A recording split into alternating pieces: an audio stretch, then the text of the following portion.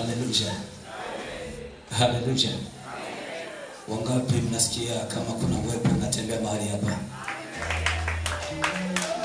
Kuna kitu prophet amesema kwamba unapoingia mahali hapa, cha kwanza hata kama mtu unamfahamu, jifanye kama ufanyeje? Umeelewa? Vile unavyojifanya umfahamu, maana yake unamruhusu Mungu aseme na wewe. Sasa hapa mimi mwenyewe naona kuna sura ambazo naziona ambazo sikutarajia kuziona hapa. Lakini najua kumbe Mungu anakusudi kwenye mtoko wa leo. Sema amina. Kwenye Biblia kuna kitabu kinaitwa kitabu cha Kutoka, si ndio? Neno kutoka maana yake ilikuwa ni transaction, kutoka sehemu kwenda sehemu nyingine. Sema amina. Huu mtoko sio wana Victorious tu. Ninaona kuna sura ambazo sio wana Victorious, si ndio? Hii inamaanisha kwamba leo ni safari ya mtu mmoja kutoka mahali ulipokuwa kuna mahali unaenda leo kwa jina la Yesu Kristo. Kuna watu hawajalisikia. Kuna watu leo mnabadilishwa uraia kwa jina la Yesu. Kuna mtu mmoja leo unabadilishwa uraia kwa jina la Yesu. Kuna mtu leo unatoka kwenye roho za wenyeji unakuja madhabahuni tena kwa jina la Yesu Kristo. Kwa wale wasionifahamu, naitwa mwalimu na mchungaji. Sema mwalimu na mchungaji.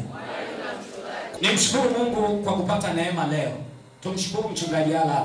Haya ni mafunuo. Kukusanya hizi roho don't take it easy.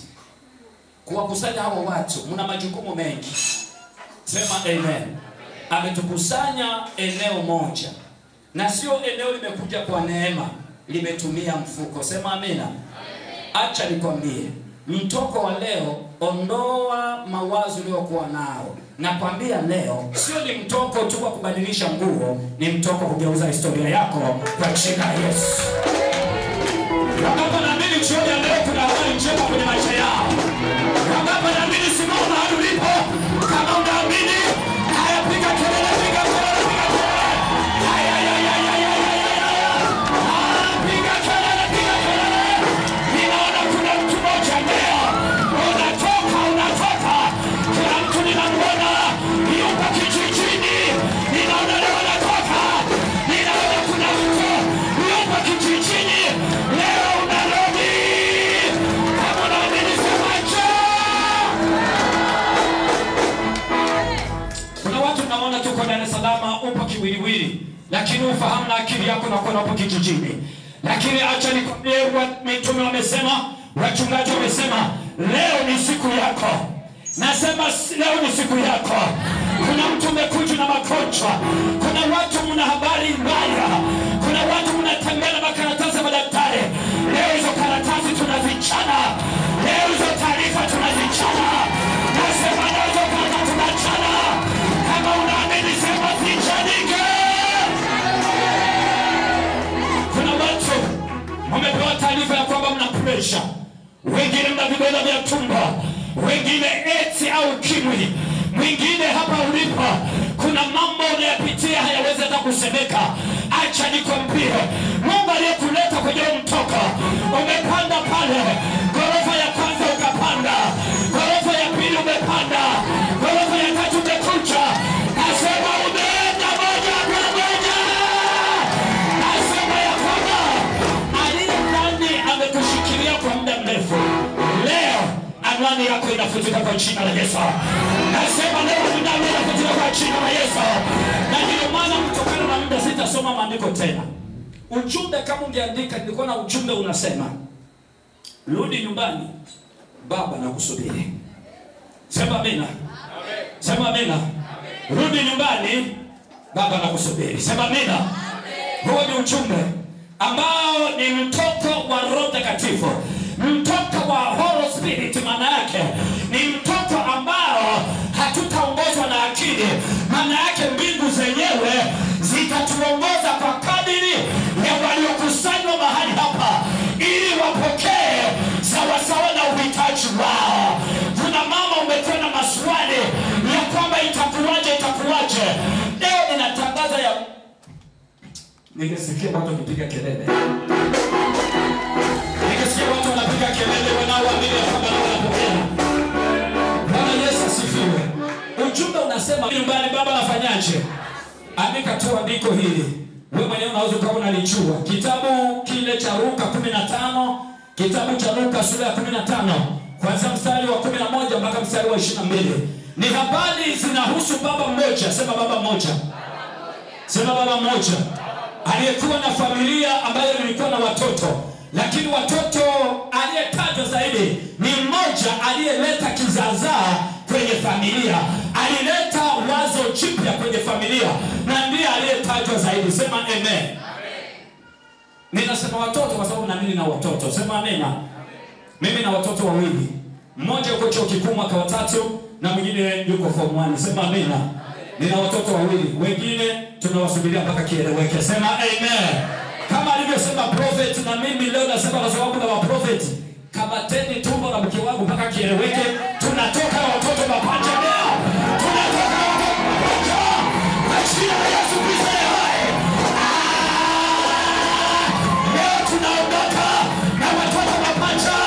Iwe historia ya mtoto wa Roho Mtakatifu. Sema amina. Wangapi na mimi na wao leo wanatamani kutoka na kitu? Wangapi wanatamani leo kutoka na kitu? Wangapi leo wanatamani kutoka na kitu? Ukiona kuna mtu anazubazuba yuko karibu ya kumpishe, wengine wamekuja na mambo yao hapa. Sema amina. Tunaposema mtoto, hatujaje kuangalia amesukwaje, huyu amevaaje.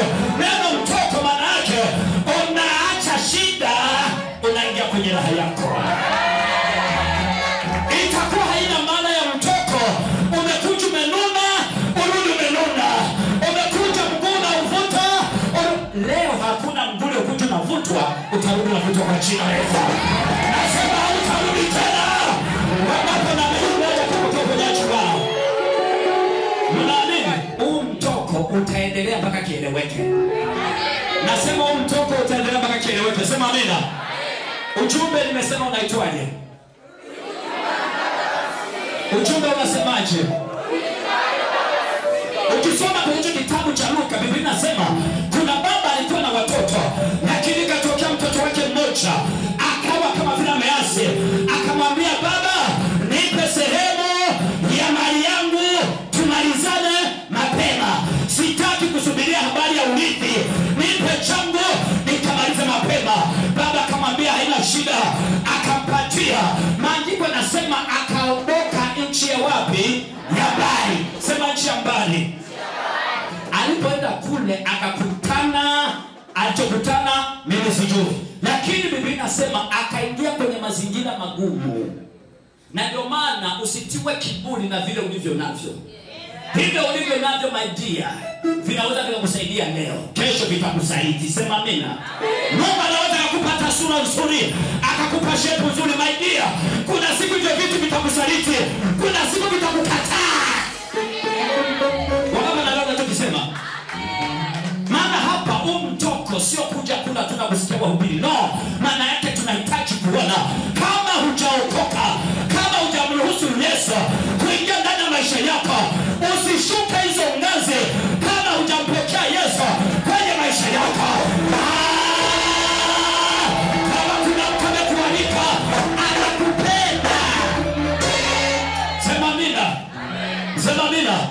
Maana yake leo ni historia yako inaanza. Habari ya yale mabirika leo yasema, maana yake kuna vitu vilikuwa kama itikadi, lakini vilikuwa kama ushirikina. Sema amina. Ndio maana ukisoma kwenye kitabu kile cha Wagalatia 4 ule mstari wa 8, Biblia inasema lakini zamani zile kuna watu mliwatumikia, walionekana kama ni Mungu, lakini kumbe si nini? Si Mungu. Bali sasa mkisha kujulikana na Mungu, kwa nini kuyarejea tena mafundisho ya kwanza yaliyo manyonge? Leo kama unaamua kumpokea Yesu, toka kati yao, ukatengwe nao, twende zetu mbinguni kwa jina la Yesu. Sema amen. Biashara kusema mimi kuna dini ya mama yangu, kuna dini ya baba yako. My dear, siku zimeisha, karibia tunaenda mbinguni. Unachohitajika, umesikia ujumbe, watakaoenda mbinguni ni walio na Roho Mtakatifu. Biblia inasema wenye walio na Roho wa Mungu ndio wana wa nani? Sio watu wa Mungu. Ndio wana wa nani? Watu wengi ni watu wa Mungu lakini sio wana wa nani?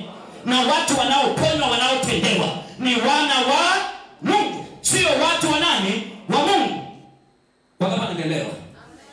Ukipokea hiyo ni neema, lakini favor kubwa huwa ni ya wana wa nani? Wa Mungu. Ndio maana yule mama alipoenda Yesu alimwambia chakula kilichopo cha nini? Ni cha wana, ni cha watoto.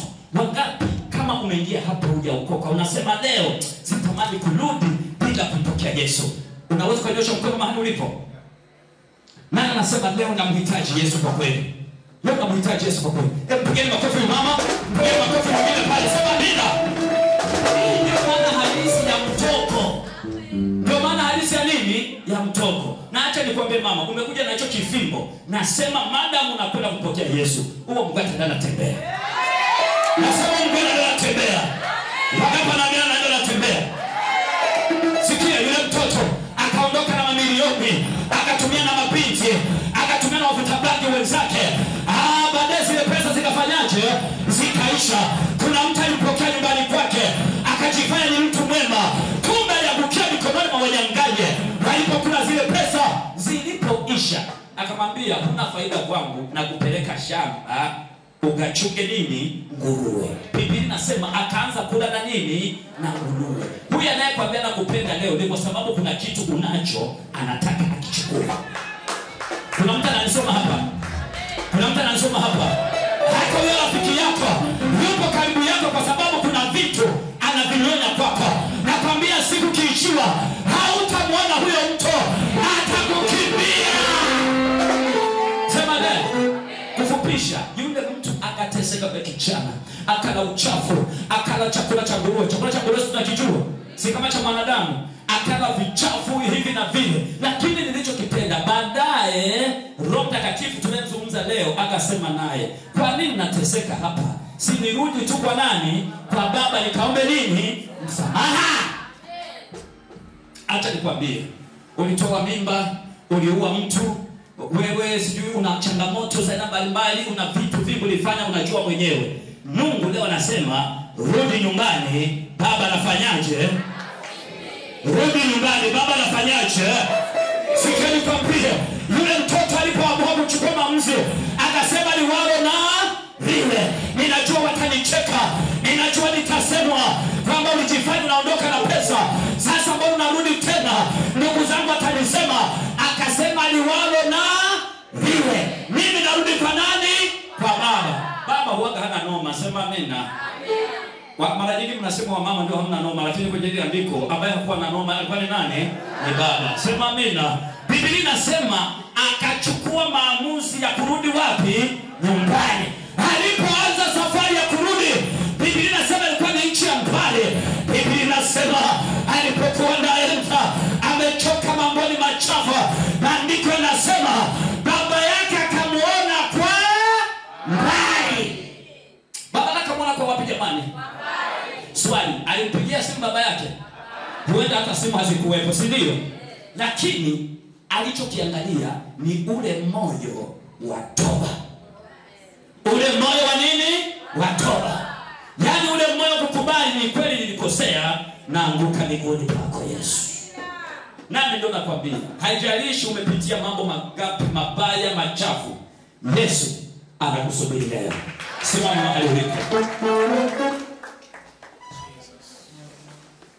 Simama mahali ulipo. Simama mahali ulipo.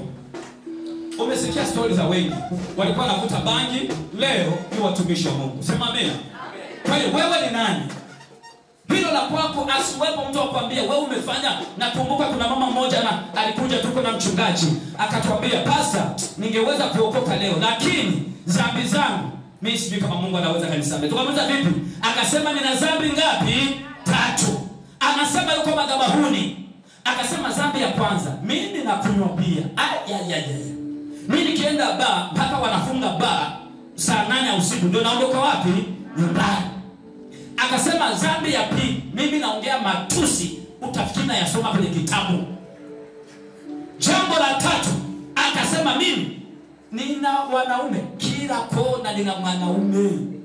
Na hapa nilipo aliyenipangisha nyumba ni mume wa nini? Wa mtu. Mchungaji akamwambia, hayo yote mimi kama mimi siwezi kukusaidia, lakini hapa ulipokuja yupo anayeweza kukusaidia. Nakwambia yule mama alipokubali akatii, akaombewa sala ya toba. Nakwambia hakuna aliyekuwa mtumishi mzuri, hakuna aliyekuwa mtoaji mzuri kama yule nani? Mama. Kwa nini? Alikubali kurudi nyumbani na baba akafanyaje? Akampokea. Yesu yuko tayari kukupokea hata jioni leo. Sema amina. Kwa sababu ya muda baba nafikiri atakuja kuhitimisha yeye mwenyewe. Wangapi wako tayari kumpokea baba? Wangapi wako tayari kupokea mtumishi wa Mungu? Haya, nisema kwa